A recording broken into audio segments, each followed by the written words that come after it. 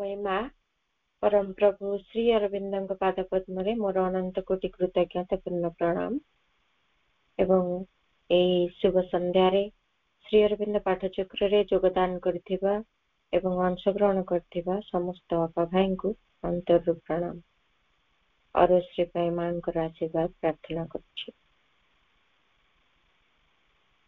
आज आलोचनार विषय रही आमे स्वाध्याय करूचे लेटर संयोग वॉल्यूम 1 जहाँकि प्रभु श्री अरविंदर चिठी गुड़िक सज्जित करी रखा जायछि विभिन्न विषय गुड़िकर।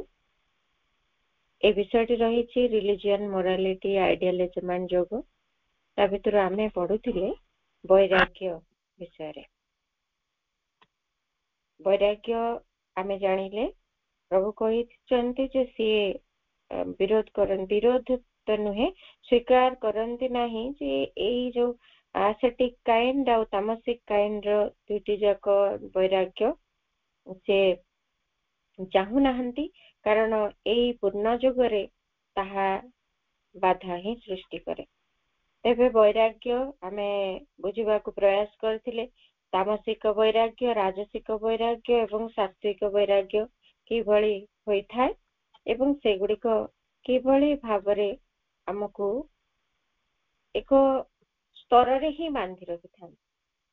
तेणु वैराग्य जदिओ प्राथमिक अवस्था रे किछि पर्यंत सहायक हुए आगु जीवा लगे अटैचमेंट बा आसक्ति रो मुक्त होबा लगे किंतु ताहा पूर्ण जुगरे परिपूर्ण भावरे जे सबु समय रे धरी रखी ताहा द्वारा हमें साहाय्य पाई परिबा ताहा नहे।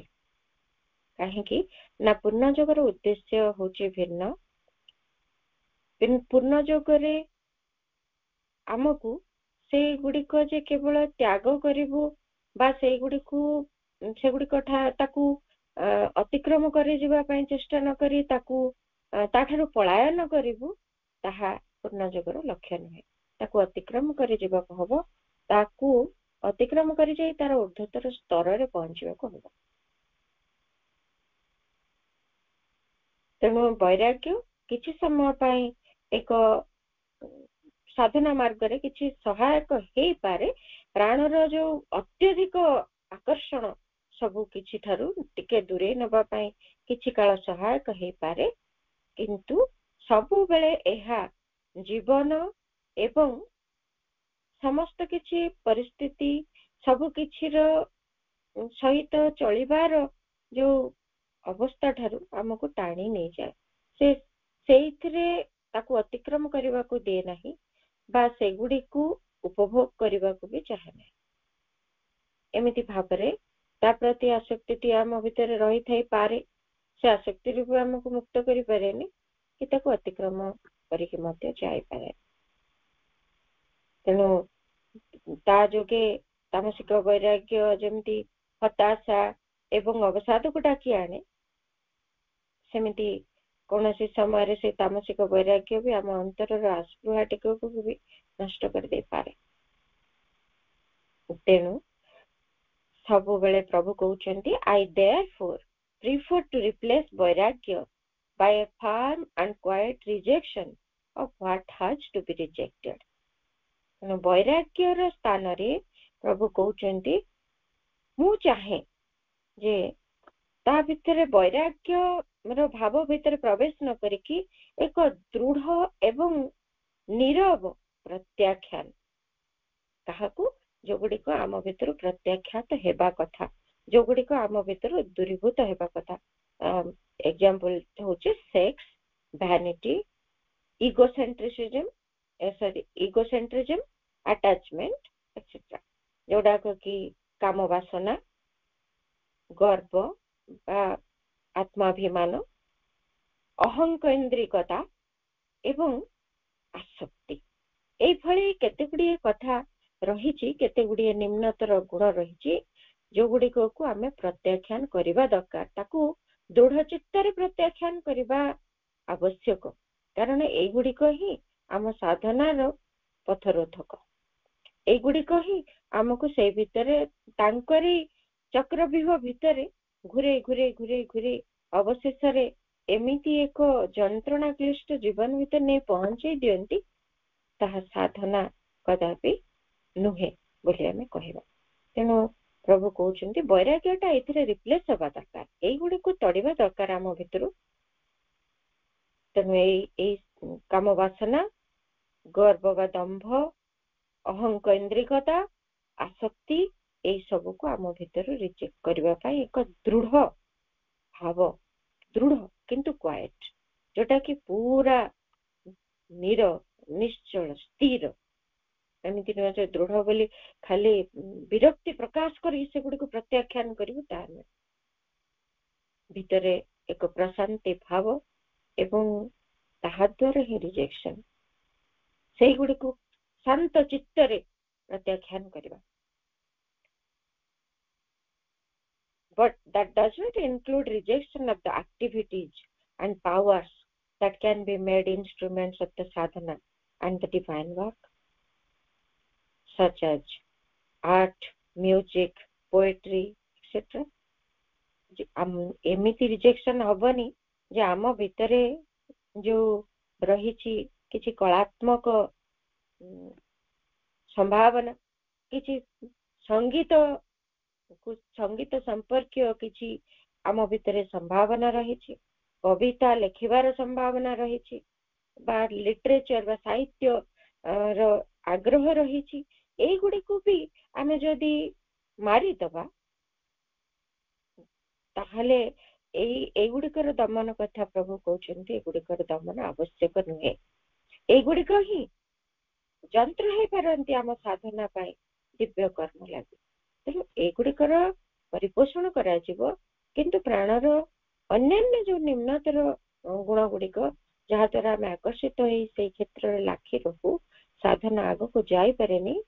ଯେମିତି ଉଦାହରଣ ଦେଇକି କହିଲେ ଯେ କାମ ବାସନା, ଗର୍ବ, ଅହଙ୍କୈନ୍ଦ୍ରିକତା, ଆସକ୍ତି, ଏ ସବୁ କଥା ଗୁଡିକୁ ତଡେ। କିନ୍ତୁ ଆର୍ଟ, ମ୍ୟୁଜିକ, ପୋଏଟ୍ରି ବା ଲିଟରେଚର, ଏସବୁରେ ଯୋଉ ଆଗ୍ରହ ରହିଛି ସେଇଗୁଡାକୁ ଆମେ ଧରି ରଖିବା, ସେଇଗୁଡିକ ଦ୍ୱାରା ଆମେ ଯନ୍ତ୍ର ହେଇପାରିବା, ଦିବ୍ୟ କର୍ମ ପାଇଁ ନିଜକୁ ପ୍ରସ୍ତୁତ କରିପାରିବା।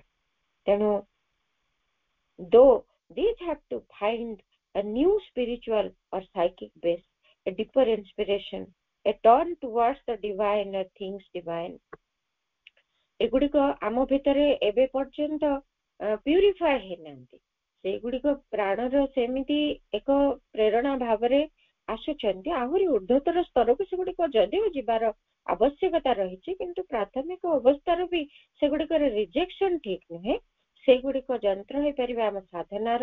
କାରଣ ଆମେ ଯଦି ଉଦାହରଣ ଭାବରେ ଦେଖିବା, ଜଣେ ଯଦି କବିତାଟିଏ ଲେଖୁଛି ବା ସେ ଗୀତଟିଏ ଭକ୍ତି ଭାବରେ ବୋଲୁଛି, ବା ତା ଭିତରେ କିଛି କଳାତ୍ମକ ସମ୍ଭାବନା ଦ୍ୱାରା ସେ କିଛି କଳା ମଧ୍ୟରେ କୌଣସି ଦିବ୍ୟତାକୁ ପରିସ୍ଫୁଟନ କରିପାରୁଛି, ତାହେଲେ ନିଶ୍ଚିତ ଭାବରେ ତାହା ଭିତର ଦେଇ ସେ ଭଗବାନଙ୍କ ସହିତ ଯୁକ୍ତ ହବାର ଗୋଟେ ସୁଯୋଗ ପାଉଛି। ତାହା ପ୍ରାଥମିକ ଅବସ୍ଥାରେ ବିଶୁଦ୍ଧ ନଥାଏ। ତା ଭିତରେ ଯେମିତି ଭଲ କବିତାଟିଏ ଲେଖିଦେଲେ ସେ ଦେଖେ ଯେ ଅନ୍ୟମାନଙ୍କ କବିତାଠୁ ମୋ କବିତାଟା କେତେ ଉଚ୍ଚ କୋଟିରେ ହେଇଛି। ପ୍ରାଥମିକ ଅବସ୍ଥାରେ ଏମିତି ଗୋଟେ ଭାବ ତା ଭିତରେ ଥାଏ, ବା ମୋର ଶବ୍ଦ ସଂଯୋଜନା ବହୁତ ସୁନ୍ଦର, କାରଣ ତାର ନିଜସ୍ୱ ଲେଖା ତାକୁ ଭଲ ଲାଗିବ ହିଁ, ବା ଆଉ କିଛି ଜଣ ଯଦି ପ୍ରଶଂସା କରିଦେଲେ ସେ ଆହୁରି ତା ଭିତରେ ମଜିଯାଏ। ଏମିତି ବି ହୁଏ, ଇମ୍ପ୍ୟୁରିଟିଜ୍ ଅଛି। ସେମିତି ଭଲ ଚିତ୍ରଟିଏ ଆଙ୍କିଛି, ଭଲ ଗୀତଟିଏ ଗାଇଛି, କିଏ ଯଦି କହିଦେଲା ଯେ ସବୁ ଭଲ ଭଲ, ସେ ପ୍ରଶଂସାରେ ସେ ଉଦ୍ବେଳିତ ହେଇଯାଏ। ତା ଭିତରେ ସେ ଏମିତି ନିମ୍ନତର ସ୍ତରକୁ ଖସିଯିବାର ବି ଚାନ୍ସେସ୍ ଅଛି। କିନ୍ତୁ ଏମିତି ନୁହେଁ ଯେ ଅତ୍ୟଧିକ ଭାବରେ ସେ ତା ଭିତରେ ଖସିଯିବ, କାହିଁକି ନା ସେଇ ମାଧ୍ୟମରେ ସେ ଭଗବାନଙ୍କ ସହିତ ଗୋଟେ ସ୍ପର୍ଶରେ ରହୁଛି, ଗୋଟେ ଟଚରେ ରହୁଛି, ଗୋଟେ କଣ୍ଟାକ୍ଟରେ ରହୁଛି।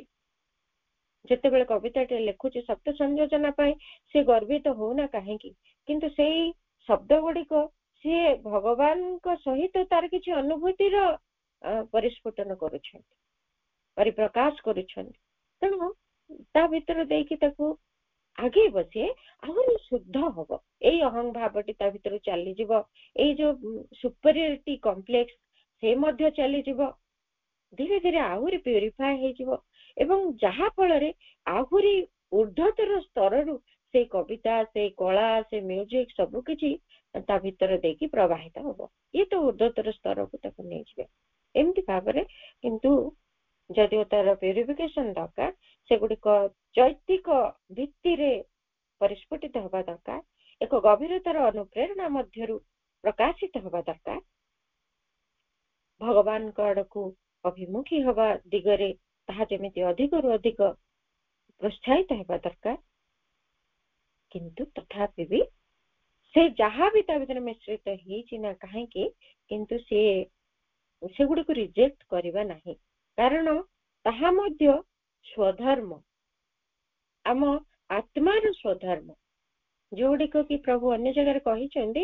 ମା ବି ସେ କଥାକୁ କହିଛନ୍ତି, ଯେତେବେଳେ ଜଣଙ୍କର କାହାର ଗୋଟେ କଳା ପ୍ରତି ଆଗ୍ରହ, ଗୋଟେ କବିତା ପ୍ରତି, ଲିଟରେଚର, ଯେକୌଣସି ଖାଲି ଯେ କବିତା ତାହା ନୁହେଁ, କିଛି ସେ ପ୍ରବନ୍ଧ ମଧ୍ୟ ଲେଖିପାରେ, କିଛି ଉପନ୍ୟାସ ବି ଲେଖିପାରେ, ବା କିଛି ସଙ୍ଗୀତ ଦିଗରେ ତାର ରୁଚି ଥାଇପାରେ, କଳାତ୍ମକ କିଛି ରୁଚି, ଯୋଉ ଦିଗରେ ବି ତାର ଥାଉ, ସେଗୁଡିକ ତାର ଆତ୍ମାର ସ୍ୱଧର୍ମ, ଆତ୍ମାର ଯୋଉ ଗୁଣଟି ବିକଶିତ ହବା ଲାଗି ଗୋଟିଏ ଦିଗରେ ତାହା ଆମ ଭିତରେ ଦେଇ ପ୍ରକାଶିତ ହବାକୁ ଅପେକ୍ଷା କରିଥାଏ। ତେଣୁ ଯେତେବେଳେ ସେଇ ଜିନିଷଟି ପ୍ରତି ଏକ ସ୍ୱତନ୍ତ୍ର ଆଗ୍ରହ ବ୍ୟକ୍ତିଟି ଭିତରେ ଦେଖାଦିଏ, ଜାଣିବାକୁ ହବ ଯେ ସେଇଟି ହିଁ ତାର ଆତ୍ମାର ସ୍ୱଧର୍ମ ଏବଂ ସେଇଟିକୁ ସେ ଯଦି ବଜାୟ ରଖେ, ତାର ଅନ୍ତର ଭିତରେ ସେଇ ଦିବ୍ୟ ପ୍ରଶାନ୍ତିଟି ଧୀରେ ଧୀରେ ପ୍ରତିଷ୍ଠିତ ହବ। କାହାକୁ ଗୀତ ଗାଇଲା ବେଳକୁ, କାହାକୁ ମ୍ୟୁଜିକାଲ ଇନଷ୍ଟ୍ରୁମେଣ୍ଟସ ବଜେଇଲା ବେଳକୁ ଅତି ଶାନ୍ତି ଅନୁଭବ ହଉଥିବ, କାହାକୁ ଯେତେବେଳେ କୌଣସି ବ୍ୟତିବ୍ୟସ୍ତ ଲାଗୁଛି, ସେ ଯଦି ଗୋଟେ ପେଣ୍ଟିଂ ଟେ କରୁଛି, ତା ଭିତରେ ସେ ବହୁତ ଶାନ୍ତି ଅନୁଭବ କରୁଛି। କାହିଁକି? ତାର ଆତ୍ମାର ଗୋଟେ ଗୁଣ, ଯାହାର ବିକାଶ ହେବା ଦ୍ୱାରା ହିଁ ତା ଭିତରେ ସେଇ ଆତ୍ମାର ଶାନ୍ତି ପ୍ରତିଷ୍ଠିତ ହୁଏ। କୌଣସି ବ୍ୟକ୍ତି ଭିତରେ ଆତ୍ମାର ଗୋଟେ ସ୍ୱତନ୍ତ୍ର ଗୁଣ ପ୍ରକାଶିତ ହଉଥାଏ, ପ୍ରତ୍ୟେକଟି ବ୍ୟକ୍ତି ଭିତରେ। ତେଣୁ ସମସ୍ତଙ୍କ ଭିତରେ ଭିନ୍ନ ଭିନ୍ନ ରୁଚି ରହିଛି, ଭିନ୍ନ ଭିନ୍ନ ଗୁଣ ଗୁଡିକର ପରିପ୍ରକାଶ ହୁଏ। এইগুড়িକୁ କେବେ ବି ଦମନ ନ କରି ଏଇ ଦିଗରେ ପ୍ରୟାସ କରିପାରିଲେ ତାହା ଆହୁରି ଊର୍ଦ୍ଧ୍ୱତର ଭିତ୍ତି ଭିତରେ ପ୍ରତିଷ୍ଠିତ ହବ ଏବଂ ସାଧନା ପାଇଁ ସହାୟକ ଯନ୍ତ୍ର ହେଇପାରେ। Yoga can be done without the rejection of life, without killing or impairing the joy, life joy or the vital force. ଯୋଗ କରାଯାଇ ପାରିବ ଜୀବନକୁ ପରିତ୍ୟାଗ କରିବା ବିନା। ଆମେ ସବୁବେଳେ ଜୀବନକୁ ତ୍ୟାଗ କରି, ଅର୍ଥାତ୍ ସଂସାରକୁ ତ୍ୟାଗ କରି, ଜୀବନର ସବୁ ଆନନ୍ଦ ଖୁସିକୁ ତ୍ୟାଗ କରି, ଜୀବନର ସବୁ କିଛି ପ୍ରାଣିକ ଶକ୍ତିକୁ ଦମନ କରି ଆମେ ଯୋଗ କରିବୁ ବୋଲି ଚାହୁଁ, ତାହା ନୁହେଁ। ଏସବୁ ସହିତ ଯୋଗ କରାଯାଇପାରେ ଏବଂ ଏଇଗୁଡିକୁ ଶୃଙ୍ଖଳିତ କରିଦିଆଯାଇପାରେ। ଯୋଗ ମାର୍ଗରେ ପ୍ରବେଶ କରି ସଂଯମ କରାଯାଇପାରେ, ତାହା ଦ୍ୱାରା ଯୋଗ ସାଧନା ଆହୁରି ଉନ୍ନତତର ମହତ୍ତର ହୋଇ ଉଠିବ, ଦିବ୍ୟତା ଆଡକୁ କ୍ଷିପ୍ର ପଦକ୍ଷେପରେ ଆଗେଇ ଚାଲିବ।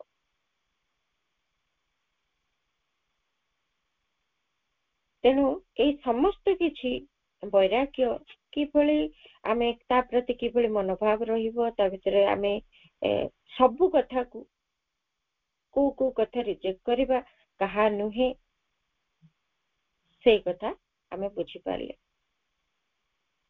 ସେଇଥିପାଇଁ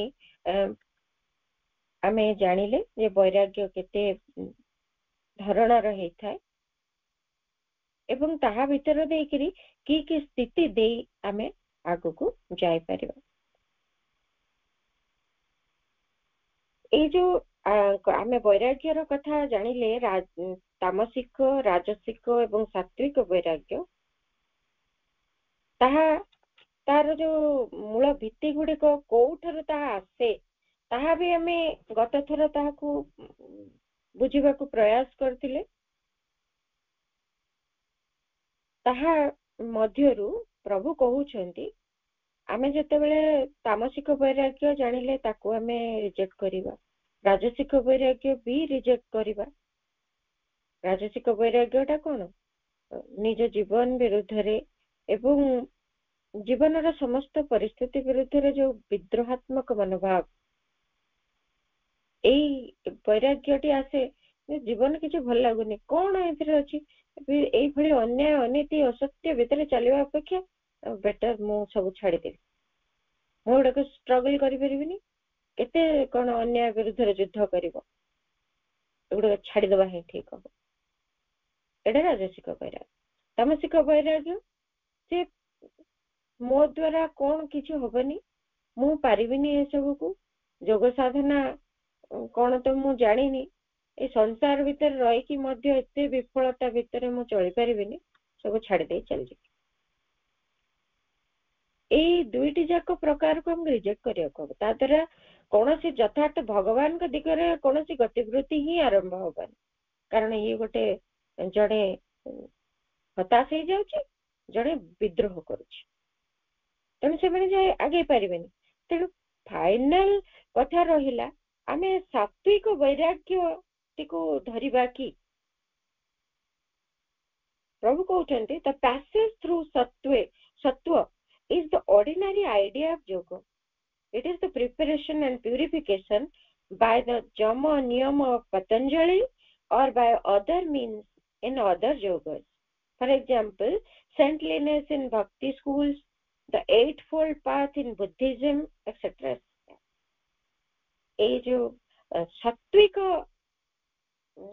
ବୈରାଗ୍ୟ ଭିତର ଦେଇକି ଯୋଉ ଯାଆନ୍ତି, ତା ଭିତର ଦେଇକି ପ୍ୟାସେଜଟା ଅର୍ଥାତ୍ ସେଇ ମାଧ୍ୟମ ଦେଇ ଯୋଉ ଯୋଗ ମାର୍ଗରେ ପ୍ରବେଶ କରାଯାଏ ବା ସେଇ ଚେତନାର ଯୋଗ ମାର୍ଗରେ ପ୍ରବେଶ କରାଯାଏ, ତାହାକୁ ବି ପ୍ରଭୁ କହୁଛନ୍ତି ସବୁ ସାଧାରଣ ଯୋଗ ଗୁଡିକରେ ଏଇ ଧାରଣାଟି ରହିଥାଏ।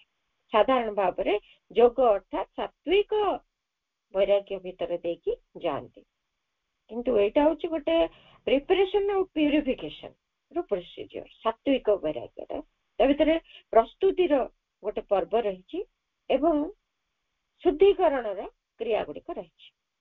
ଯେମିତି ଉଦାହରଣ ରୂପେ କହୁଛନ୍ତି ଯୋଉ eight fold path of Buddhism, ବୌଦ୍ଧିକ ଧର୍ମରେ ଯୋଉ 8ଟି ଧାରା ରହିଛି, ସେଇ ଅଷ୍ଟଧାରା ବିଶିଷ୍ଟ ଯୋଉ ପଥଟି ରହିଛି ବୁଦ୍ଧ ଧର୍ମରେ, କ'ଣ ସେଇ ଅଷ୍ଟଧାରା? ସିଏ ବି ସେଇ ଗୋଟେ ସାତ୍ଵିକ ବୈରାଗ୍ୟର ସ୍ତର। ପ୍ରଥମଟି ହଉଛି ରାଇଟ୍ ଭ୍ୟୁ ବା ଠିକ ଭାବରେ ସଠିକ ଦୃଷ୍ଟି, ସଠିକ ମତାମତ ରହିଥିବ, ସବୁ ଜିନିଷକୁ ସଠିକ ଭାବରେ ଦେଖିବା ଏବଂ ତାହା ବିଷୟରେ ସଠିକ ମତ ଦେବା, ଏଇ ଦିଗରେ ପ୍ରଚେଷ୍ଟା କରିବା। ଦ୍ୱିତୀୟଟା ହଉଛି ସଠିକ ଅଭିପ୍ରାୟ ବା ଉଦ୍ଦେଶ୍ୟ, ଇଣ୍ଟେନସନ, ରାଇଟ୍ ଇଣ୍ଟେନସନ। ତାପରେ ତୃତୀୟଟି ହଉଛି ରାଇଟ୍ ସ୍ପିଚ, ସଠିକ ବାକ୍ୟ ଉଚ୍ଚାରଣ କରିବା, ସଠିକ କଥା କହିବା, କଥାରେ ଯେମିତି କାହାକୁ ଆମେ ଆଘାତ ନ ଦେବା, କଥା ଭିତରେ କିଛି ଯେମିତି ଅସଂଯତ ଭାବ ନ ରହେ, କଥାଟି କାହାକୁ କଷ୍ଟ ନ ଦିଏ, କଥା ଦ୍ୱାରା କେହି ଯେମିତି ଆଘାତ ପ୍ରାପ୍ତ ନ ହୁଅନ୍ତି, ଏଇ ପ୍ରତି ସଚେତନ ରହେ। ତାପରେ ରାଇଟ୍ ଆକ୍ସନ, ଯଥାର୍ଥ କର୍ମ କରିବା, ଯୋଉ କର୍ମ କି ଆମକୁ ଏମିତି ଦିଗରେ ନଉଥିବ ଯେ ଭଗବାନଙ୍କ ଦିଗରେ ଚାଳିତ କରିବା ପାଇଁ ଟିକେ ସହାୟକ ହଉଥିବ, ସେଇଟା ହଉଛି ରାଇଟ୍ ଆକ୍ସନ। ତାପରେ ଜୀବିକା, ଯଦି ସଠିକ ଜୀବିକା ପାଇଁ ଯୋଉଟା ଆର୍ଥିକ ବା ଫାଇନାନ୍ସିଆଲ ମିନ୍ସ, ଯୋଉଟାକୁ ନେଇକରି ମଣିଷ ଜଣେ ଜୀବନ ବଞ୍ଚୁଛି, ଯୋଉ ଆର୍ଥିକ ସହାୟତା ଜଣେ ପାଉଛି ଜୀବନ ବଞ୍ଚିବା ପାଇଁ, ତାହା ଯେମିତି ସଠିକ ଧାରାରେ ରହିବ, ସେଥିରେ କୌଣସି ପ୍ରକାର ମିଥ୍ୟାଚାର, ସେଥିରେ କୌଣସି ପ୍ରକାରର ଲୋଭ ଇତ୍ୟାଦି ପ୍ରପଞ୍ଚ ଗୁଡିକ ରହିବ ନାହିଁ। ଏଇଟା ଗୋଟିଏ ତାଙ୍କର ଅଷ୍ଟଧାରା ଭିତରୁ ପଞ୍ଚମ ଧାରାଟି। ଷଷ୍ଠ ଧାରାଟି ହଉଛି କ'ଣ? ରାଇଟ୍ ଏଫର୍ଟ, ଯୋଉଟା କି ଠିକ ବା ସଠିକ ଉଦ୍ୟମ ପ୍ରୟାସ ଜୀବନରେ ପ୍ରତ୍ୟେକ କ୍ଷେତ୍ରରେ ରହିବ। ଭଗବାନଙ୍କ ଆଡକୁ ଯିବା ପାଇଁ ଗୋଟେ ଉଦ୍ୟମ ସଠିକ ଭାବରେ କରାଯାଉଥିବ, ତା ଭିତରେ ଟିକେ ନିଷ୍ଠାପରତା ରହୁଥିବ ଏବଂ ତାହା ଯେମିତି ସଠିକ ମାର୍ଗରେ ହଉଥିବ। ଏମିତି ନୁହେଁ ଯେ ଆମେ ଭୁଲ ମାର୍ଗରେ ଯାଉଥିବୁ ଏବଂ ତାହାକୁ ସାବିତ କରୁଥିବୁ ଯେ ଏଇଟା ହିଁ ଭଗବାନଙ୍କ ଆଡକୁ ଯିବାର ରାସ୍ତା। ତାପରେ ସଠିକ ଏକାଗ୍ରତା, ଭଗବାନଙ୍କ ଦିଗରେ ଏକାଗ୍ରତା ଜୀବନରେ କେମିତି ଜଣେ ନ୍ୟାୟପରାୟଣ, ଧର୍ମପରାୟଣ ବା ସଠିକ ବ୍ୟକ୍ତିତ୍ୱଟେ ହେଇପାରିବ, ସେଇ ଦିଗରେ ଏକାଗ୍ରତା। ଆଉ ଗୋଟିଏ ଅଷ୍ଟମ କଥାଟା କହୁଛନ୍ତି ସଠିକ ମନୋଯୋଗ। ତା ଭିତରେ ସଠିକ ମନୋଯୋଗିତା ରହିବ, ଯେମିତି ସେ ପ୍ରତିଟି କଥାରେ ତାର ମନୋଯୋଗଟି ଠିକ ଭାବରେ ରହୁଥିବ। ଗୋଟିଏ କାର୍ଯ୍ୟ କରୁଛି, ଅନ୍ୟ କଥାରେ ତାର ମନୋଯୋଗିତା ନଥିବ, ସିଏ ସେଇ ଦିଗରେ ହିଁ ମନୋଯୋଗୀ ହଉଥିବ ଯାହାକି ତା ପାଇଁ ଉଦ୍ଦିଷ୍ଟ, ସେଇ ଭଗବତ ଜୀବନ ପାଇଁ ସେ ତିଆରି ହେଇଛି। ତେଣୁ ମନୋଯୋଗିତାଟା ସେଇ ଦିଗରେ ରହିବ। ଏଇପରି ଭାବରେ ସେ ନିଜକୁ ଶୁଦ୍ଧ କରିବ। ଏଇଭଳି ସାତ୍ବିକ ବୈରାଗ୍ୟ ଭିତରେ ଦେଇକି ସେ ଯିବ, ଅର୍ଥାତ୍ ନିଜକୁ ସଂଶୋଧନ କରିବାର, ନିଜକୁ ଶୁଦ୍ଧ କରିବାର ଏଇ 8ଟି ଧାରାକୁ ବୁଦ୍ଧିଜିମରେ ଅନୁସରଣ କରାଯାଇଥାଏ। ଏଇ କଥା ପ୍ରଭୁ କହିଲେ। ପୁଣି ଆଉ ଗୋଟେ କଥା କହିଲେ, ଆଉ ଯୋଉ ଯମ ନିୟମ ଆଉ ପତଞ୍ଜଳି, ଏଇ ପତଞ୍ଜଳିଙ୍କର ଯୋଗରେ ଯମ ନିୟମର ପ୍ରଚଳନ ରହିଛି। ସେଇ ଯୋଗଟିରେ ଯୋଉ ଯମ ଆଉ ନିୟମ କଥା କୁହାଗଲା, ଯମ ହଉଛି କଣ, ଯୋଉ ଜିନିଷ ଗୁଡିକୁ ଆମେ ଆଭଏଡ କରିବୁ, ସଂଯତ ହବୁ, ସଂଯମ କରିବୁ। ନିୟମ ହେଲା ଯୋଉ କାର୍ଯ୍ୟ ଗୁଡିକୁ ଆମେ କରିବୁ, ଥିଙ୍ଗସ୍ ଟୁ ଡୁ। ଯମଟା ହେଲା ଥିଙ୍ଗସ୍ ଟୁ ଆଭଏଡ, ଆଉ ନିୟମଟା ହେଲା ଥିଙ୍ଗସ୍ ଟୁ ଡୁ। ସେଥିରେ 5ଟା ଯମ ଅଛି, 5ଟା ନିୟମ ଅଛି।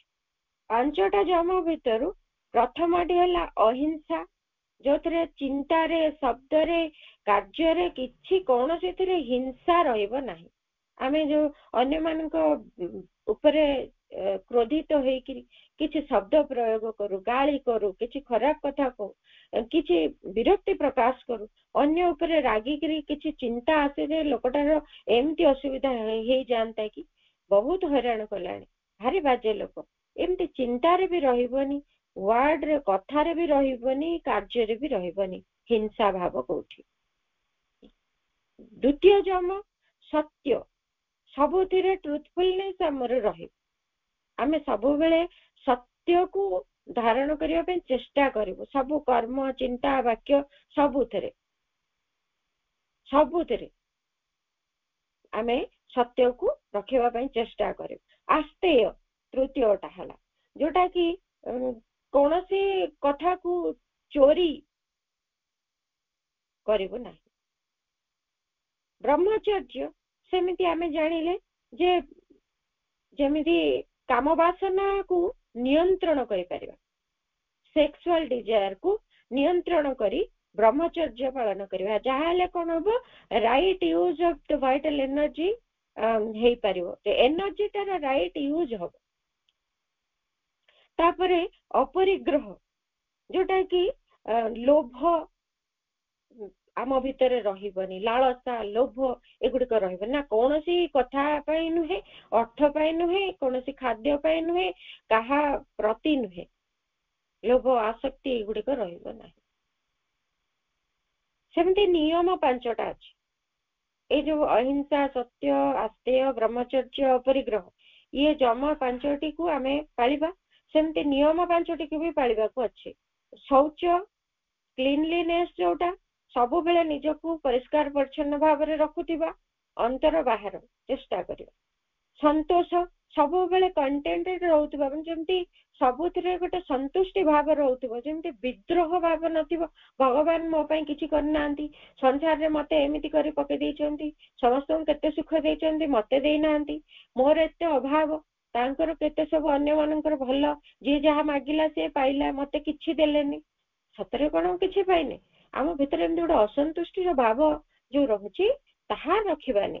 ଆମେ କରିବାକୁ ହବ ଆମ ଭିତରେ ସନ୍ତୁଷ୍ଟି ଭାବଟା ସବୁବେଳେ ରହିବ, ଯେ ମୁଁ ଦୁନିଆରେ ବହୁତ କିଛି ପାଉଛି, बहुत किछि मते दिया जायछि मोर अभाव किछि नाही देखिବାକୁ गले वास्तव रे आम ठाରୁ केते तळे लोक माने अछन किंतु आमे आम स्थिति रे भारी असंतुष्ट ताहा रहबनी संतुष्टि आम भितरे रहइबो तापरे तपस बा आम भितरे जो तपस्या आम भितरे जो प्रकार सबु कथार संयमता आमे आचरण करिबु केमिति मन प्राण शरीर भितरे की प्रकार समस्त निम्न गुणधर्म गुड़िक रही सेगुड़ी केमिति संयत करि परिबा ताहारी विषय रे कथाटी रही तापरे स्वाध्याय किछि पढ़िबु आध्यात्मिक शास्त्र गुड़िक पढ़िबु बा निजर आमर अस्तित्व विषय रे पढ़िबु निज भितर जे अछंती भगवान तांको विषय रे जानिबा को चेष्टा करिबु स्वाध्याय निजे किछि पढ़िबु तापरे ईश्वर प्रणिधान अर्थात भगवान को निकट रे समर्पण भगवान को निकट रे आत्मदान एई प्रचेष्टा करिबु एमिति पांचटी जम पांचटी नियम भी रही पतंजलि जोग एमती केते कथा सब रही से गुड़ाक गुड़ी को आमे तारे भितरे रही ता भितर आ बाहरी पारिबुनी तेणु सत्वर काम है एया जोग भितर एमिति केते गुड़िए नीति नियम भितर आमको सी हुए तो बांधी दे पारे तेणु श्री अरविंद कहउछन्ति इन आवर जोग द इवोल्यूशन थ्रू सत्व is replaced by the cultivation of equanimity, samata and by the psychic transformation. ए पूर्ण जोगरे ए श्री अरविंदଙ୍କ जोगरे ए जो प्रकार जम नियम मानिबा बा बौद्धिक बौद्ध धर्म रे जो प्रकार समस्त गतिवृत्ति जो अष्ट धारार जो पथटी ताकू मानिबा बा एमिति अनेक किछि रहिछि भक्ति जोगरे मध्य सेमिति किछि कथा रहिछि सब गुडी को मानिबा रिप्लेस हो जाइछि ता जागा रे आसी रहिछि कोन समत्व बा जो समभाव एहार कर्षण एहा कोन समत्व बा समतार अर्थ कोन सबु भितरे सबु क्षेत्र रे कारण आमे जते बेले ए सात्विक नियम गुडी को मानु गोटे गोटे करी नियम भितर आमे रहि जाऊ धरा जाऊ आमे कहलु अहिंसा अहिंसा माने कोन आमे काहा को हिंसा करिबु नाही तेनु आमे बसिबु जे गोटे कोनोसी प्रकार रो गोटे माछिटी बा हो माछिटी को भी आमे उड़ेबुनी बा मशाटी हमको कामुडला ताको घोड़ेबुनी बा आमे पाटी खोलिबुनी पाटी खोलले पाटी भीतर को कोन काले मशा माछी जिवे चोबे हे जिवो कि पाटी भीतर से माने मरि जिवे एमदी कोन ओटे भाव आसीबो काले सोइतिला बेले गोटे मशा को चापी देबे कि तेनु सेतिरे भी कते गोटे आहुरी मस्तिष्क भितरे एमिति प्रकार विकृति भी देखा जी काहे नै गुडे को मानि मानि कि आमे ताहारी गोटे चरम सीमा भितर जाई पहुंच जाऊ एवं सेही सर्कल भितर बुलुथा ता भितर बाहरी पारू चलीला बेले पिंपुड़ी को कुदी हे जिवो कि केते पाप हे गला केते हे गला ता भितर नै कि दुखी हे जिवो बा सेही गुडे को जगी जगी करी सच को चली भी पारिबो कि नहीं जणा नहीं एमिति अवस्था हे जिवो कारण आमे सेही सर्कल टे भितर बुलुथा एवं सेही गुडे को रिजिडली धरता तेणु आमे किछिटी नियम मानिबा छडा आ किछि करि पारु श्री अरविंदଙ୍କ जोगरे समत्वर भावटी आम भितर कर्षण करिया पड़ियो समत्वटी होची एमिति एक भाव सबु भितरे भगवानकर उपस्थिति सबुठी सबु घटना सबु मनिष सबु जीव सबु भितरे भगवानकर उपस्थिति प्रतिटी घटना भी भगवानकर उपस्थिति को धारण करिछि भगवान को इच्छा को धारण करिछि प्रतिटी व्यक्ति विशेष हुंतु जीव माने हुंतु प्रत्येक भितरे सेही दिव्य भागवत उपस्थिति रहिछि एही भावटी रहिथिले प्रतिटी क्षेत्र रे जहा उचित ताहा करा जिवार धाराटी हमकु ठीक निर्देशटी मिलिबो कोन करा जिवो कोन न करा जिवो किभଳି कथावार्ता करा जिवो किभଳି व्यवहार करा जिवो समस्तଙ୍କ सहित चाली चलन किभଳି रहिबो ए सब कथार उपयुक्त निर्देश आमे पाई परिबा ए स्वतंत्र गोटे गोटे नियम निश्चित भाव रे हमकु प्राथमिक पर्याय रे सहायता करे किंतु सेतिरे अटके जिबानी ଶ୍ରୀ ଅରବିନ୍ଦଙ୍କ ଯୋଗ ତାଠୁ ଆହୁରି ଆଗକୁ ଯିବା ପାଇଁ ପଥ ନିର୍ଦ୍ଦେଶ କରେ। ସାତ୍विକ ଭାବଧାରା ଭିତରେ ସାତ୍विକ ଯୋଉ ରହିଛି ଆମର ବୈରାଗ୍ୟ, ତାହାର ଭିତରେ ପ୍ରଭୁ କହୁଛନ୍ତି the greatest difficulty of the sattvic man is the snare of virtue and self-righteousness, the ties of philanthropy, mental idealizations, family affections, etc. ତେଣୁ ଏଇ ସାତ୍ବିକ ମଣିଷ ଯିଏ ସାତ୍ବିକ ବୈରାଗ୍ୟ ଭିତରେ ନିଜକୁ ପ୍ରସ୍ତୁତ କରୁଥାଏ ଯୋଗ ଲାଗି, ସେଇ ମଣିଷଟି କଣ କରେ, ତାର ବହୁତ ବଡ ଅସୁବିଧାଟିଏ ହୁଏ କଣ, the snare of virtue, snare ହଉଛି କଣ, ପାଶ। ଏମିତି ଏକ ଭର୍ଚ୍ୟୁ ହଉଛି କଣ, ଯୋଉଟାକୁ ପୁଣ୍ୟ, ତଥାକଥିତ ପୁଣ୍ୟ ବା ଉପଯୁକ୍ତ ଗୁଣ ବୋଲି ସେ ଯୋଉଗୁଡ଼ିକୁ ଧରେ, ଯୋଉଗୁଡ଼ିକ ଭଲ ବୋଲି ସେ ଜାଣେ, ଯୋଉଗୁଡ଼ିକ ପୁରା ଠିକ ବୋଲି ସେ ତାର ଧାରଣା ଭିତରେ ରହିଛି, ସେଇଗୁଡ଼ିକୁ ସେ ଧରି ରଖେ, ତାରି ଫାଶରେ ପଡିଯାଏ ଏବଂ ତାହାରି ଭିତରୁ ସିଏ ଆଉ ବାହାରି ପାରେ ନାହିଁ। ସେ କଣ କରେ, ଏମିତି ଏକ କିଛି ସଚ୍ଚରିତ୍ର କିଛି ଗୁଣ ଗୁଡିକୁ ସେ ନିଜ ଭିତରେ କେବଳ ଧରି ରଖେ, ଯେ ମତେ ଏଇ କଥାଟି କରିବାର ଅଛି, ଏଇ ନିୟମକୁ ମାନିବାର ଅଛି। ଏବଂ ସେମିତି ମଣିଷର ସେବା କରିବ, ମଣିଷ ପାଇଁ ଏହା କଲେ ଭଗବାନ ଖୁସି ହେବେ, ଭଗବାନ ମାନବ ସେବା, ମାଧବ ସେବା, ଏଇଭଳି ତା ଭିତରେ କେତେ ଗୁଡିଏ ଜିନିଷ ଡେଭଲପ ହେଇକି ରହିଥିବ ଏବଂ ସେଇଗୁଡିକରେ ସେ ଲାଖି ଯାଇଥିବ, ଆଉ ବାହାରି ପାରିବନି। କିଛି ମାନସିକ ଆଦର୍ଶତା ବୋଧ ଭିତରେ ସେ ରହିଯିବ, ଏମିତି ସେ ନିଜକୁ ଧରି ରଖେ। ତେଣୁ ଏଗୁଡାକୁ ବାହାରିବା ତା ଭିତରେ ଭାରି ଡିଫିକଲ୍ଟ ହେଇଯାଏ, ସେଗୁଡିକ ଡିଫିକଲ୍ଟ ଟୁ ସରପାସ ଅର ଏଲ୍ସ ଟ୍ରାନ୍ସଫର୍ମ, ସେଗୁଡିକୁ ଅତିକ୍ରମ କରିଯିବା, ସେଗୁଡିକୁ ରୂପାନ୍ତର କରିବା ଭାରି ଅସମ୍ଭବ ହେଇପଡେ, ଭାରି କଷ୍ଟକର ହେଇପଡେ। Sometimes, however, these things are as sticky as the rajasic difficulties. ଯେମିତି ରାଜସିକ ବୈରାଗ୍ୟର ଅସୁବିଧା ଗୁଡିକ ଆସିଥାଏ, ଠିକ ସେମିତି ଏଗୁଡାକ ସେତିକି ପରିମାଣରେ ସାତ୍ବିକ ବୈରାଗ୍ୟରେ ମଧ୍ୟ ଡିଫିକଲ୍ଟିଜ ଅଛି। ସେଗୁଡା ଭାରି ଷ୍ଟିକି, ଲାଖିକି ରହିଯାଆନ୍ତି, ଆମେ ସେଇ ଧାରଣା ଭିତରେ ରହିଯାଉ ନା, ଏଇଟା ପୁଣ୍ୟ, ସେଟା ପାପ, ଏଇଟା କରିବା ଉଚିତ, ସେଇଟା ନୁହେଁ, ଏଇଟା ଆଜି ମୁଁ କରିନାହିଁ, ମାନେ ଯୋଉ କଥା ଗୁଡିକ ଧରି ନେଲୁ ସେଇ କଥାଟି ଆମେ ସବୁଦିନ ନିହାତି ଭାବରେ ଯେମିତି କରିବୁ, ଏଇ ପୂଜାଟି, ଏଇ ଉପବାସଟି, ଏଇ ବିଧିଟି, ଏଇଟା ଯେମିତି ହେଲେ ଆମକୁ ମାନିବାକୁ ପଡିବ, କାରଣ ଏଇଟା ହଉଛି ଭଗବାନଙ୍କୁ ପାଇବାର ବାଟ। ଏମିତି କେତେଟା କଥାରେ ସେ ରହିଯାଏ, ପୁଣ୍ୟାତ୍ମାଟିଏ ହେଇ ରହିଯାଏ, ଭଲ ଲୋକଟିଏ ହେଇକି ରହିଯାଏ, ତାଠୁ ଅଧିକ କିଛି ହେଇପାରେନି।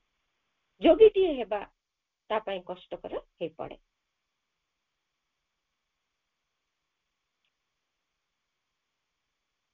ସନ୍ନ୍ୟାସ କଥା ଆଉ ଥରେ ପ୍ରଭୁ କହୁଛନ୍ତି, ସନ୍ନ୍ୟାସ does not take away attachment. ଆମେ ଯୋଉ ସନ୍ନ୍ୟାସ ତ ସବୁ ଛାଡି ଦେଇକିରି ଚାଲି ଯାଉ, ତ୍ୟାଗ କରି ଦେଇକିରି ସଂସାର ବିମୁଖ ହେଇକି ଯାଇକି ସାଧନା କରିବାକୁ ଚାହୁଁ, ଆଧ୍ୟାତ୍ମ ଜୀବନ ବଞ୍ଚିବା ପାଇଁ ଇଚ୍ଛା ରଖି ସବୁ ତ୍ୟାଗ କରିଦେଇକି ଚାଲି ଯାଉ।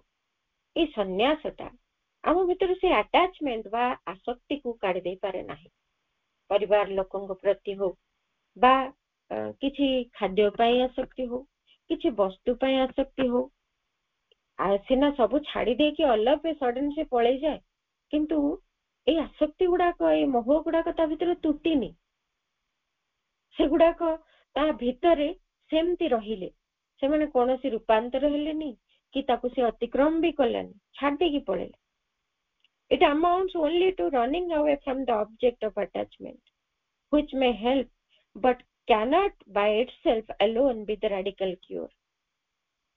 जोटा ଟିକେ ସାହାଯ୍ୟ କରେ ସାଧନା ମାର୍ଗରେ ପ୍ରାଥମିକ ଅବସ୍ଥାରେ ଆଟାଚମେଣ୍ଟ ଟାକୁ ଛାଡିବା ଲାଗି ଏକ କଠୋରତା ଭିତରେ ଦେଇକି, କିନ୍ତୁ ତାହା ଆମ ଭିତରେ ଏକ ଆମୂଳ ପରିବର୍ତ୍ତନ, ଆମ ଭିତରେ ଆମୂଳ ଏକ ଆରୋଗ୍ୟକରଣ ତାହାର କରିପାରିବନି। ଆମେ ପୁରାପୁରି ଭାବରେ ଆସକ୍ତିର ବ୍ୟାଧି ଭିତରୁ ମୁକ୍ତ ହେଇପାରିବୁ ନା, ନିରୋଗ ହେଇପାରିବନି, କାରଣ ଆସକ୍ତିଟା ଏଠି ଟ୍ରାନ୍ସଫର୍ମ ହେଲାନି, ଖାଲି ତାଠାରୁ ପଳାୟନଟି ହିଁ ଏଠି ହେଲା। ଅର୍ଥାତ୍ ଆମକୁ ଯଦି ଖାଦ୍ୟ ଲୋଭ ଅଛି ଆମେ ଖାଦ୍ୟ ଛାଡ଼ିଦେଲୁ, ଛାଡ଼ି ଦେଇକି ପଳେଇଲୁ, ବା ସଂସାର ତ୍ୟାଗ କରିକି ଗଲୁ, ବା ଘରେ ରହି ମଧ୍ୟ ଯଦି ସାଧନା କରୁଛୁ ତା ଭିତରେ ସନ୍ନ୍ୟାସ ଯଦି ଧର୍ମଟି ପାଳନ କଲୁ, ଆମେ ଖାଦ୍ୟ ତ୍ୟାଗ କରିଦେଲୁ, ତାହେଲେ କ'ଣ ଆମର ଖାଦ୍ୟ ଲାଳସାଟି ପଳେଇଲା କି? ପଳେଇଲାନି। ତାହା ଏବେ ବି ଆମ ଭିତରେ ଅଛି। କୌଣସି ପରିସ୍ଥିତିରେ ବି ସେମିତି ଏକ ଲାଳସା ଆସିପାରେ। ଯେମିତି ଜଣେ ଭାରି ସୁନ୍ଦର ଯୋଉ କାହାଣୀଟି ମନୋଜ ଦାସଙ୍କର ଲେଖା, ସେ ଯେମିତି ସେ ସନ୍ନ୍ୟାସୀ ଯେ ସେ ତ ଯେତେବେଳେ ଭୋକରେ ରହିଛି ଖାଦ୍ୟ ତ୍ୟାଗ କରିକିରି, ସେ ଯେତେବେଳେ ଶାଳଗ୍ରାମ କଥା କହୁଛନ୍ତି, ସେ କହୁଛି ଶାଳଗ୍ରାମ କ'ଣ ନା ଏମିତି ଶାଳଗ୍ରାମ ଭିତରେ ବ୍ରହ୍ମଙ୍କୁ ଦେଖିକି ଟିକେ ଏକାଗ୍ର ହୁଅ। ସିଏ ଭାବିଛି ତା ଭିତରେ ଆସିଲା କ'ଣ ଏଇ କଳା ପଥରଟିଏ ଥୋଇଛନ୍ତି, ଏଥିରେ ଯଦି ବ୍ରହ୍ମଙ୍କୁ ଦେଖିବି, ବିଷ୍ଣୁଙ୍କୁ ଦେଖିବି, ତାହେଲେ ବିଷ୍ଣୁଙ୍କର 4ଟା ହାତ ରହିଛି, ତେଣୁ ସେ ତା ଭିତରେ 4ଟା ହାତର କଳ୍ପନା କଲାକୁ ତାକୁ କଙ୍କଡା ପରି ଦିଶୁଛି। ଲୋଭ ଲାଗିଲା କଙ୍କଡା ଝୋଳ କଥା ମନେ ପଡିକି ସେ ଏମିତି ଅବସ୍ଥା, ସେଠି ଯାଇନି, ଖାଦ୍ୟର ଲାଳସା ଯାଇନଥାଏ, ତା ଭିତରେ ରହିଛି।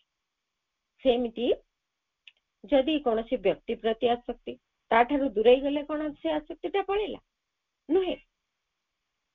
ସେମିତି ଧନ ସମ୍ପତ୍ତି ପ୍ରତି ଆସକ୍ତି, ଆମେ ଧନ ତ୍ୟାଗ କରିଦେଲୁ, ସବୁ ତ୍ୟାଗ କରି କୋଉଠିକି ଆଶ୍ରମକୁ ଦେଇଦେଲୁ, କୁଆଡେ ଦେଇଦେଲୁ, କିନ୍ତୁ ସେଇ ଆସକ୍ତିଟା ଆମ ଭିତରକୁ ପଳେଇବ କି? କେବେ ପଳେଇବନି ଆମ ଭିତରୁ।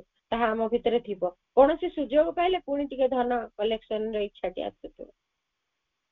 ତାଠୁ ପଳେଇ ଯିବାଟା କେବେ ଏକ ରାଡିକାଲ କ୍ୟୁର ନୁହେଁ, ଗୋଟେ ଆମୂଳ ରୂପାନ୍ତର ବା ପରିବର୍ତ୍ତନ ବା ଆରୋଗ୍ୟ ସାଧନ କଦାପି ନୁହେଁ। ସେ ଭିତରେ ଆମେ ତେବେ ବି ରହିଥିବୁ।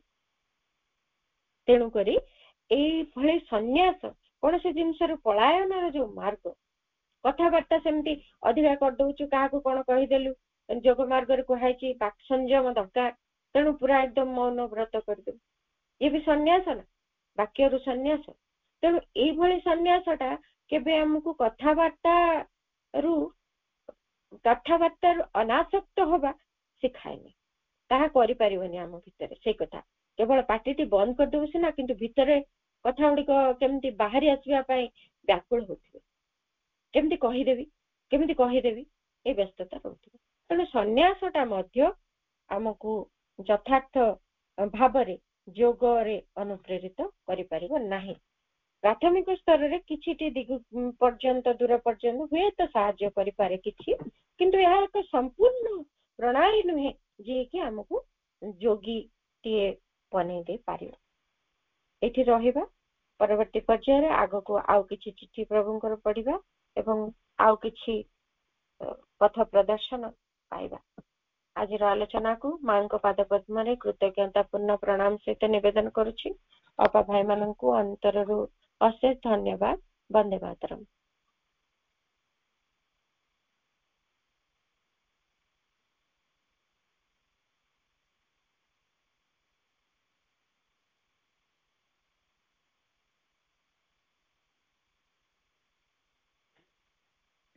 ଧନ୍ୟବାଦ ଅପା, ବହୁତ ସୁନ୍ଦର ଆଲୋଚନା ଥିଲା। ଧନ୍ୟବାଦ। ଯେମିତିକି ଅପା କହିଥିଲେ ଯେ ବୈରାଗ୍ୟ ହଉଛି ଏଭଳି ଏକ ଜିନିଷ ଯୋଉଟା କି ଆମକୁ କିଛି ସମୟ ପାଇଁ ହେଲେ ଆମର କିଛି ପ୍ରୋବ୍ଲେମ, ଛୋଟ ମୋଟ ପ୍ରୋବ୍ଲେମ୍ସରୁ ଡାଇଭର୍ଟ କରିକି ରଖିପାରିବ। ଯେମିତିକି ଛୋଟ ମୋଟ ସ୍ପିରିଚୁଆଲ ଜିନିଷକୁ ଟିକେ ଆମକୁ ଇଣ୍ଟ୍ରୋଡ୍ୟୁସ କରିଦେଇ ପାରିବ। କିନ୍ତୁ ରିଅଲରେ ଯୋଉ ସ୍ପିରିଚୁଆଲ ୱେରେ ସେମିତି ହୁଏନି। ମାନେ ବୈରାଗ୍ୟଟି ହେଉଛି କମ୍ପ୍ଲିଟ ନୁହଁ, ସେଟା ନର୍ମାଲି କିଛି ସମୟ ପାଇଁ ଗୋଟେ ଜିନିଷରେ ଖାଲି ଗୋଟେ ଡାଇଭର୍ଟ ହେଇକି ରହିବା ପାଇଁ ବୈରାଗ୍ୟକୁ କିଛି ଲୋକମାନେ ୟୁଜ କରନ୍ତି। କିନ୍ତୁ ସ୍ପିରିଚୁଆଲ ୱେରେ ମାନେ ସେ ଯେକୌଣସି ପ୍ରୋବ୍ଲେମ ହେଉନା କାହିଁକି ସେଥିରେ ତାଙ୍କୁ କିଛି ମ୍ୟାଟର କରେନି। ଓନ୍ଲି ସ୍ପିରିଚୁଆଲ ମାନେ ଓନ୍ଲି ସେମାନେ ସ୍ପିରିଚୁଆଲ ୱେରେ ହିଁ ଥିବେ। ଆଉ ଯଦି ବି କାହା ପାଖରେ ଭଲ ଭଲ କ୍ୱାଲିଟିଜ ଅଛି, ଯେମିତିକି ଆପା କହିଲେ ଯେ କାହାର ଭଲ ଆର୍ଟ ହଉଛି କିମ୍ବା ଭଲ କବିତା ଲେଖିପାରୁଛି ଗୋଟେ ଜଣେ, ବା ଯେକୌଣସି ଗୋଟେ ଭଲ ଏକ୍ସଟ୍ରା କାରିକୁଲାର କରିପାରୁଛି, ଆଉ ସେତେବେଳେ ଯଦି ସେ ନିଜର से जो अटेम्प्ट को आउ कहार जिनसटी जोटा कि लोक मानक भल लगे ता संगे जदि से कंपेयर करुचे ताहले आमे जानिबा जे से पूरा पूरी वैराग्य भितर ही रही माने सी खाली देखा चाहूची जे देख मोर कविता कि मोर आर्ट होची ताठू केते सुंदर माने आमे ताठू निजको सर्वोच्च बोली आमे प्रमाण करिया पे चाहूचे जेतेबेले आमे वैराग्य मध्य रही आउ जदि आम वैराग्य भितर अच्छे आ सब बेले आम पाखे दुटा ऑप्शन रहिबो माने पूरा पूरी आम स्पिरिचुअल वे रे पळेबा नले खाली किछ समय वैराग्य रहिबा बहुत सारा डाउट आसीबो हमको ताको सॉल्व करिया पे पड़ियो बहुत प्रॉब्लम हमको फेस करिया पे पड़ियो तो जदि आम वैराग्य थिबा ऑब्वियसली हमको से डाउट्स वेटा को हमको चूज करिया पे पड़िबो आमे माने हमर चॉइस अनुसार एठी हबनी किंतु वैराग्य रे से आपे आपे प्रॉब्लम आसीबो आमे ताको आपे आपे फेस करिया पे ही पड़ियो आमे ताको फेस करिया पे बाउंड सेति श्री अरविंदंकर गोटे बाणी अच्छे जे doubts rise in all they are natural to human physical mind reject them माने जे डाउट्स तो सब बेले आसीबो हमर ह्यूमन गोटे फिजिकल माइंड हमर ब्रेन रे नेचुरली तो डाउट्स बहुत सारा आसीबो किंतु ताको रिजेक्ट करो आउ ताठू तुमे गोटे जिंस नुआ शिखिया पे चेष्टा करो माने हम धरा जा हमको डाउट आसिला ताको माने संगे संग जण को पचार जदी से न कहूची जो वे रे हेले भी ताको गोटे क्लियर रेफरेंस रखिया पई हबो नहले जदी डाउट थी आमे सबु बेले हमर अन्य काम उपरे बा जे कोनोसी काम आमे करिया पई जाउथवा सेही काम रे भी हमर ए डाउट्स इफेक्ट को पड़िबो देले हमर से काम भी भूल हबो आ ए डाउट भी क्लियर हबनी सेमिति डाउट तो आमे चाहिले हमर लाइफ रो उठेई तो दे परिबानी एटा तो पत्थर नहे जे आमे साइड कर देले आमे तापरे रोड ऊपर गाड़ी चले दे कि नहीं जाई परिबा किंतु यहा को निश्चय भाबे आमे मां को समर्पण करबा जदी प्रभु को जदी समर्पण करबा ताके निश्चित भाबे रूपांतर हबो आ ता परे गोटे भलो जिंस प्रकार रे हम पाख को आउ थरे रिटर्न हेके आसीबो किंतु जदी डाउट आसुची ताले हमको रिजेक्ट करिया पे पड़िबो ता विषय हमको क्लियर हवा पाई पड़िबो किंतु जदि जड़े नॉर्मल वैराग्य अच्छी जैसे चाहूनी